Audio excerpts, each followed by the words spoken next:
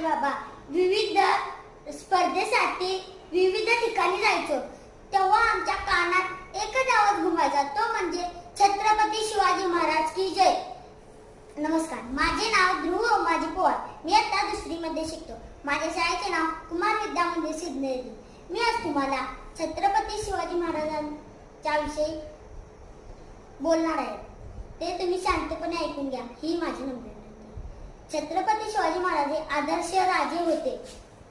छत्रपती शिवाजी महाराज हे यांचा जन्म 19 फेब्रुवारी 1630 रोजी महाराष्ट्रातील शिवनेरी किल्ल्यावर झाला. त्यांच्या आईचे नाव जिजाबाई व वडिलांचे नाव शहाजीराजे भोसले असे होते. शिवाजी महाराज हे थोर पुरुष होते. शिवाजी महाराजांनी लहानपणापासूनच